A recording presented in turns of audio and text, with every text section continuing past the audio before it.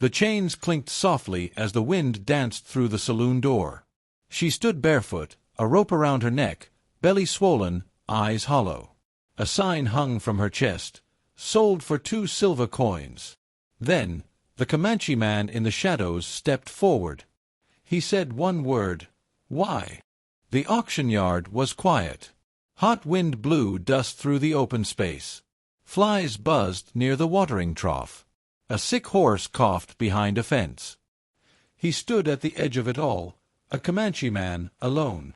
His horse waited under the cottonwood, tied and restless. He didn't speak.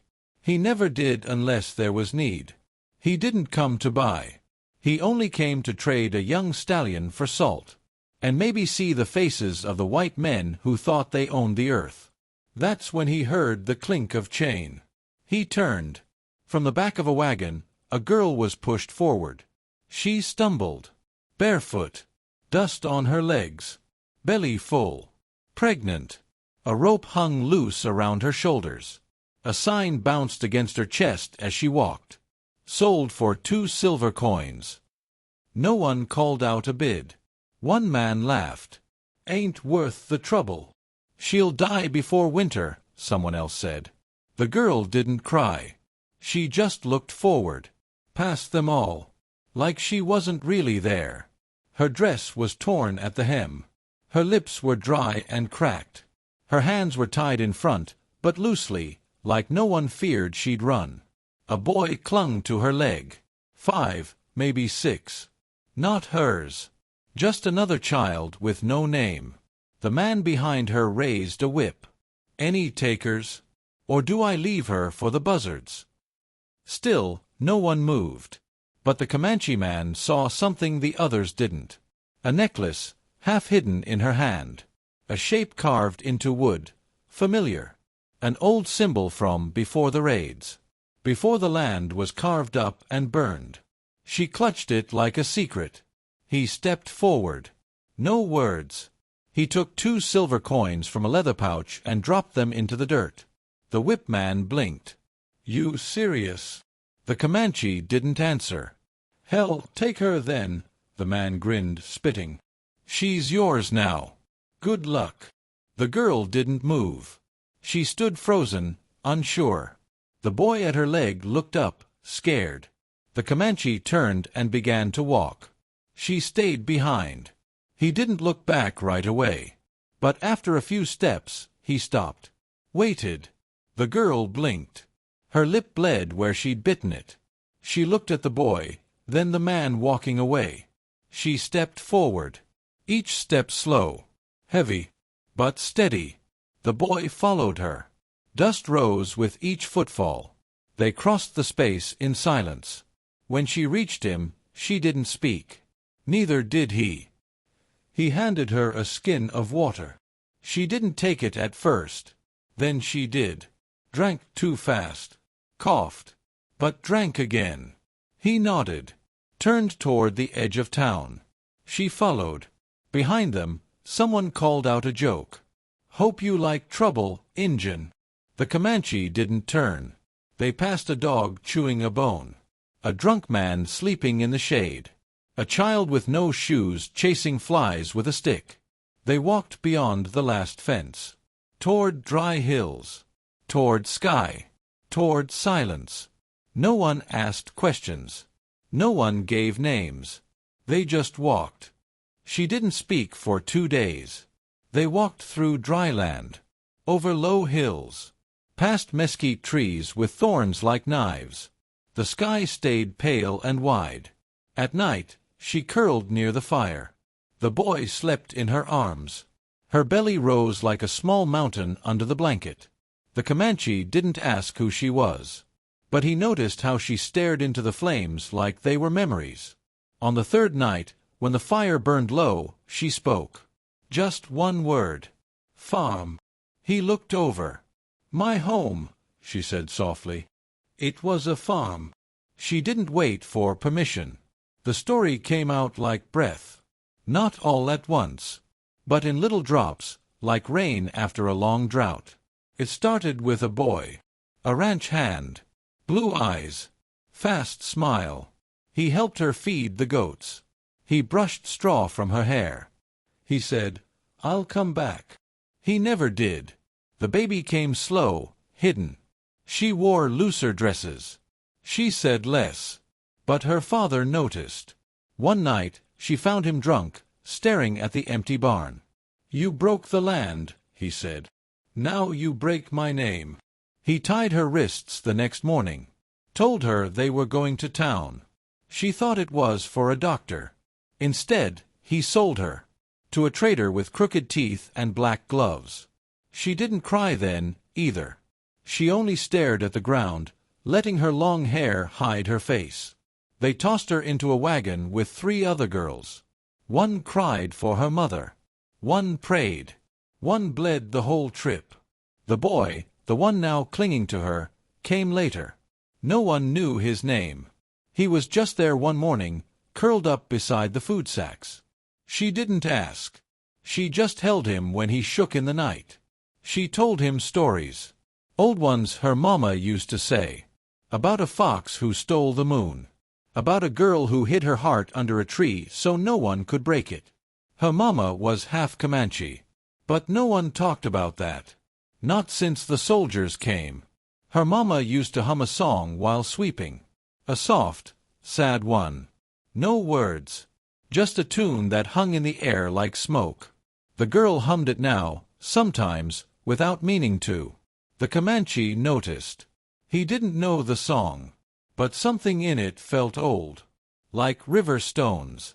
Like wind in canyons. He gave her space. Gave her silence. That was more than most had ever given. She looked up once and said, "I don't even know your name." He didn't answer. She didn't ask again. Instead, she pulled a thin string from her dress. From it, a tiny piece of carved wood. It looked worn and old. A symbol. Faded. She held it out to him. "It was my mother's." He took it in his hand. Turned it once. Twice. It was a shape he hadn't seen since he was a boy. A symbol carved into a prayer stick. A marker for protection. For birth. He gave it back without a word. But his hand stayed near hers for a second too long. They sat quiet again. That night, she dreamed of rivers. Of wild horses. Of her mother's voice. In the dream, the boy at her side had a name. She woke up crying. She wiped her face quickly, hoping the Comanche didn't see. But he had. And he didn't look away. They kept moving. No path. No map. Just a direction, away. The girl didn't ask where he was taking them. Maybe she didn't care. Maybe all she needed was that he hadn't left her behind.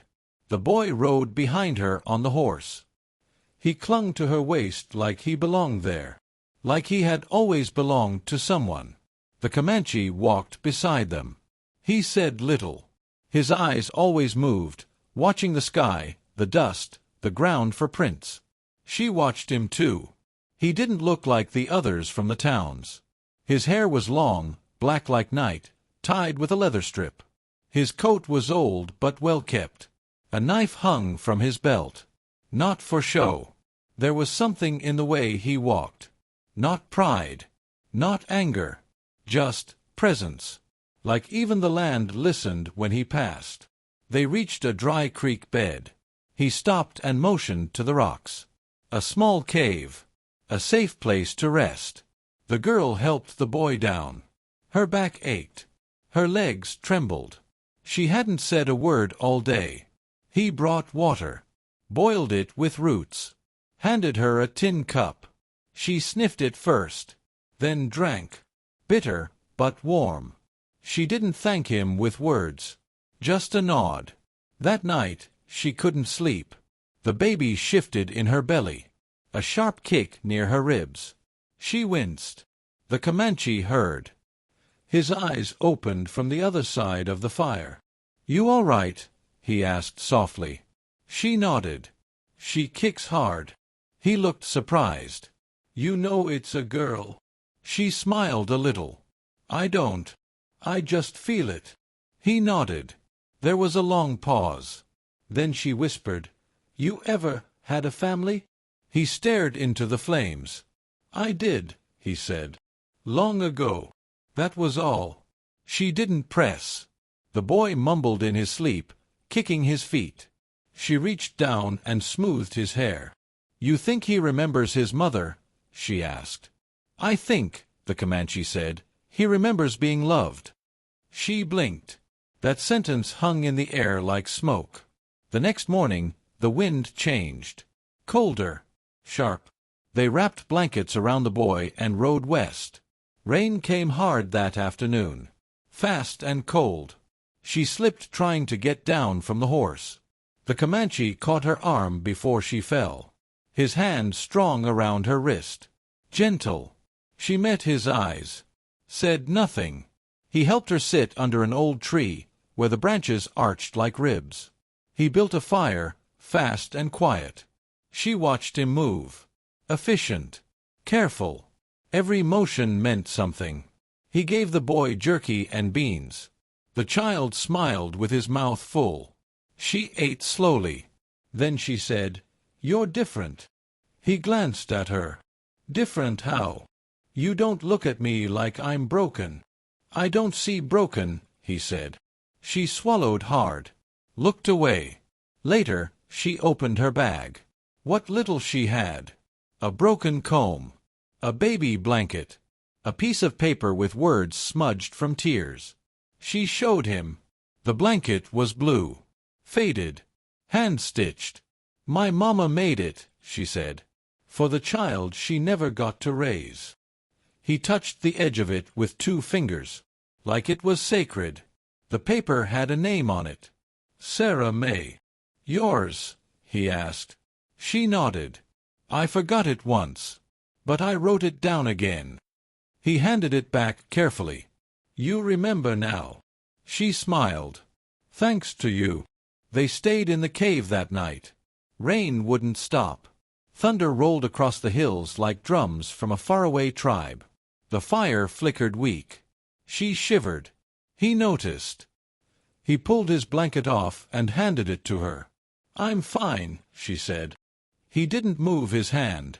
She took it. She curled next to the boy, wrapping them both. The Comanche sat close to the cave mouth, watching the dark. He didn't sleep. And for the first time since she met him, she wished he would. Not for safety, but for peace. She hummed her mother's song again. Soft. Barely there. He turned slightly. Just enough to let her know he heard. She closed her eyes. Not afraid anymore. Not sure why. But not afraid. The storm passed, but the cold stayed. They moved slower now. The girl's steps grew heavier. Her back bent from the weight of the child inside her. The boy coughed at night. The Comanche gave him herbs to chew, but the cough stayed like a shadow. One evening, they came across an old wagon split in half, wheels sunken in mud, bones scattered underneath.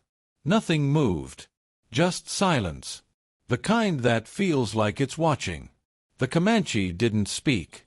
He stared at the prints in the dirt. Deep ones. Fresh. He swept his fingers across the track. 6 horses, he said. She held the boy's hand tighter. Raiders. No. Organized. Wagons. She didn't ask more. That night, she woke suddenly. Not from pain. From instinct. She looked around. The Comanche was gone. The fire had burned low. Wind crept through the rocks. She rose slowly, careful not to wake the boy, and stepped into the dark. He was down by the creek. Kneeling. Listening. When he stood, she asked, "What is it?" He turned slowly. "We're not alone."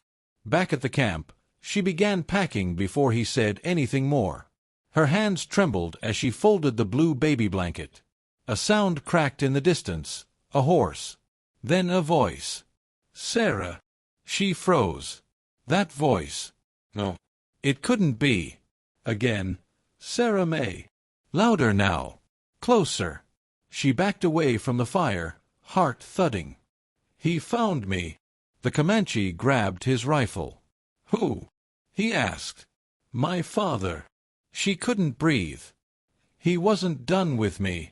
The voice grew clearer, drunken and angry. I know you're here. Come out, girl.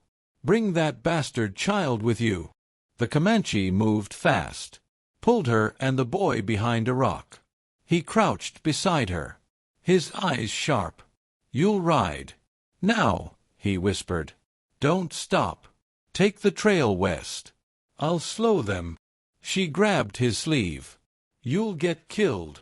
I've been hunted before. No, please, her voice broke. He touched her shoulder gently. Trust me. She nodded, tears burning her eyes. The Comanche rose and stepped into the firelight. Rifle raised. A shot rang out. Missed. He didn't flinch. Another voice. There. The Injuns got her. 3 men appeared, 1 on horseback, 2 on foot. She ran with the boy. The trail was rocky, moonlit, barely wide enough for the horse. Behind them, gunfire. Then a scream. She didn't know who it belonged to. She kept riding. Her heart pounded harder than the hooves. The boy clung to her tightly, his face buried in her back. She whispered prayers she hadn't spoken since childhood. Just let him live. Please. When the trail curved down into a canyon, she slowed the horse. Listened. Silence. She turned around. No one. Her throat closed. Did he fall? Was he dead? She couldn't go back. But she couldn't leave. She climbed off the horse. Her legs shook. She set the boy down gently. Stay here. He grabbed her dress. Don't leave me. I'll be right back, she whispered. I promise. She climbed the hill slowly, 1 step at a time, every breath like fire in her chest. At the top, she saw him, staggering toward her. Blood on his side. A cut on his face. But alive. She ran. He fell to his knees. She caught him. He leaned into her, chest heaving. They're gone, he said. She held his face. You're hurt. It's not deep. She pulled him down beside her, pressing her hand over the wound. It was still bleeding. Why'd you come back? He asked. Because you came for me. They sat there in silence. Wind moved through the trees like voices from the past. Down below, the boy watched from the rocks, hugging the horse's leg. Eventually, they moved again, slow, careful, quiet. They found an old mining shack by dawn. Half a roof. Dry ground. Enough to hide for a night. He fell asleep instantly. She watched him breathe. And in the hush of morning, she whispered something she hadn't said in years. Thank you. She waited for him to wake. The morning light touched the floor of the shack. Dust floated through the broken roof like falling stars.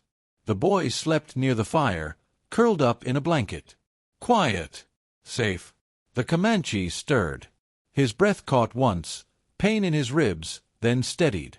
She moved closer and held out a wet cloth. You've bled through your wrap. He took it without a word. She sat down across from him. For a long time, neither spoke. Then she said it. I wasn't sold because I was pregnant. His eyes lifted. She looked down. My father didn't know. Not at first. He thought I'd been with a white man. He said I shamed him. A beat passed. He was wrong. She nodded. It wasn't a white man. Not fully. He waited. She swallowed. It was a scout. Mixed blood. His mother was Comanche. His father was white. He came to our farm asking for water. He stayed through a storm. Then he left. Her voice cracked. He never came back. But before he left, he said something. She looked at the Comanche now, holding his gaze. He said your name. The Comanche didn't move. He said you were his brother. A long silence filled the air. She kept going. Your younger brother. I didn't know at the time. He never said much about his past. But he talked about someone quiet, strong. carried the weight of the tribe on his back even as a boy. Still, he said nothing. She pulled something from her pocket. It was the necklace again. "This belonged to his mother," she said. "He gave it to me when I told him I was with child. Told me to keep it safe. That if anything happened, you'd know what it meant." The Comanche took it in his hand. He stared at the carving. "I carved this," he said quietly, "when I was 9. Gave it to him when he was sick." His fingers closed slowly around it. "He died," she said, 3 months after he left. I heard it from a traveler who passed through. Fever took him." She wiped her face with her sleeve. "I didn't tell you," she whispered, "because I thought maybe you'd hate me for being part of his story." His jaw tightened. But still, he didn't speak. "I needed to know you helped me for me. Not just for him." Then she stood and walked to the door. The wind outside was loud. "Dry. Empty." Behind her, he said softly, he was wild. Reckless. But kind. She turned. The Comanche stood now. Barefoot. Shirt in his hands, the bandage soaked red. He always ran ahead. Never looked back. She waited. "I was angry when he left. Thought he'd forgotten the blood in his veins." His voice grew rough. "But he didn't forget." He looked at the necklace again. "Because he sent me you." Tears slipped down her face. She stepped closer, placed her hand over his. "Then, I need to tell you something else." He braced himself. "I can speak your language." He blinked. "Not much," she said. "But enough." "Why hide it?" "Because I thought I wasn't allowed to belong." She paused. "My mother's side was Comanche. My father beat it out of her. Every word.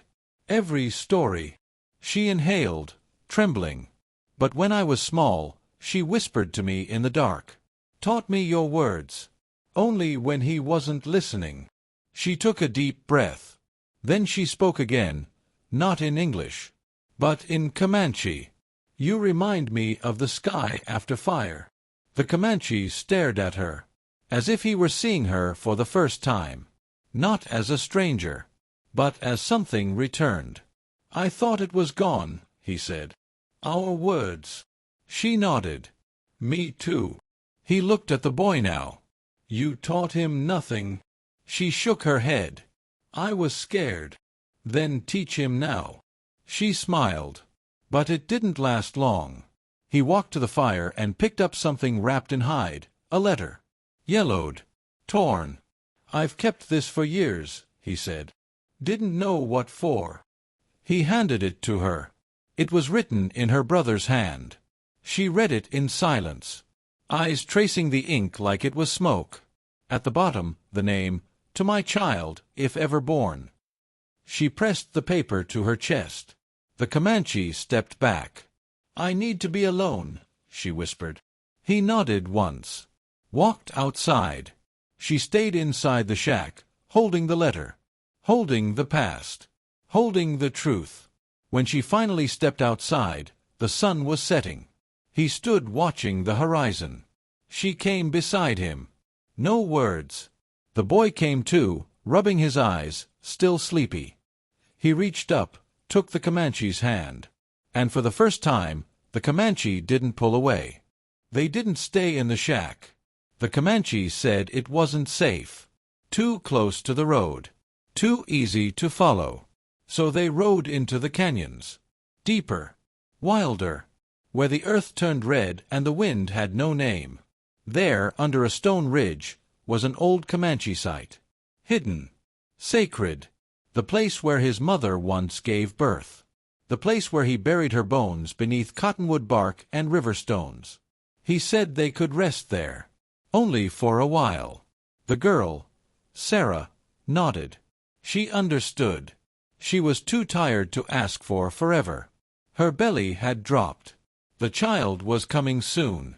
She spent hours beside the creek, washing clothes, teaching the boy the words her mother taught her. Little things. Water. Fire.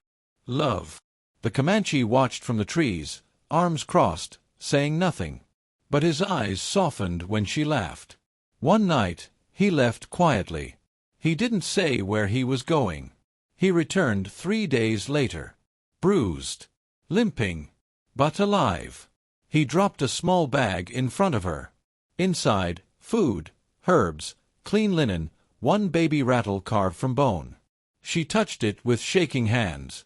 "Where did you get this?" He sat down by the fire. "Traded my knife. And a story." She smiled faintly. "What story?" He met her eyes. "Ours." The child came 2 nights later. Pain came like thunder. Fast. Crippling. She screamed once, then bit her tongue to keep it in. The Comanche stepped away, stood outside, facing the moon. His fists clenched, his face pale. He had watched one woman die this way. He wouldn't watch again.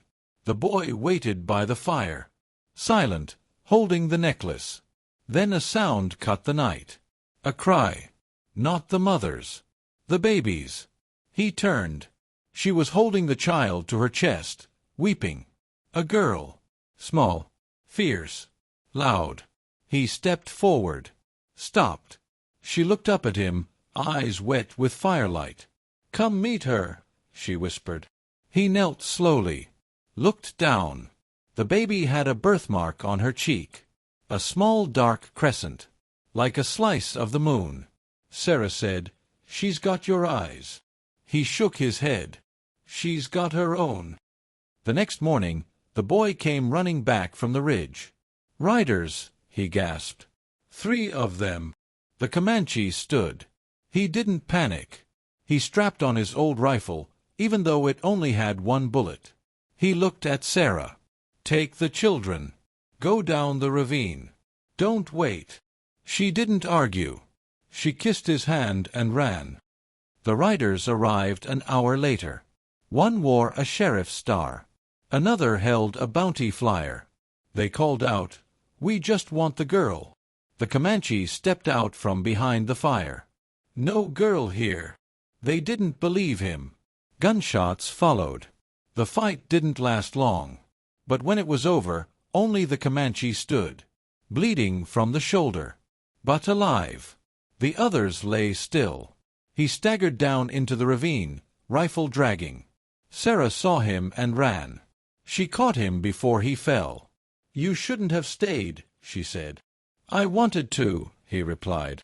They buried the bodies near the ridge. No prayers, just dust. They didn't go back to towns. They didn't build a cabin. They found a small patch of land near a spring, where willows bent low and quiet. And they made that place theirs. Seasons passed. The boy learned to fish, learned to ride. He still never told them his name. So they gave him one in Comanche, Taba, survivor. The baby grew strong.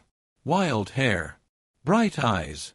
She cried less when the wind blew through the canyon, like she remembered it. One day, Sarah found the Comanche sitting by the fire, holding something. A carving. A figure of a woman holding a child. He handed it to her. She turned it over in her hands. "It's beautiful." "She needed a mother," he said. "She had one," she replied. "But now she has 2. Years passed. The boy left one morning with a hunting party. Didn't return for weeks. When he came back, he brought news from a trader. Her father had died in jail. No one else ever came looking. They were free. Sarah never called him husband, but she took his last name in her heart.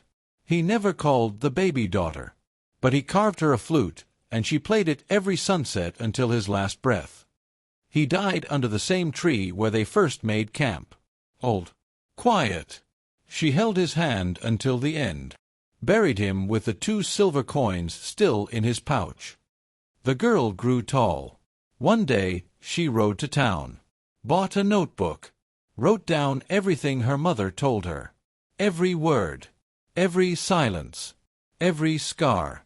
At the bottom of the first page, she wrote, "He gave her nothing but promises unspoken. But she kept the coin. Always.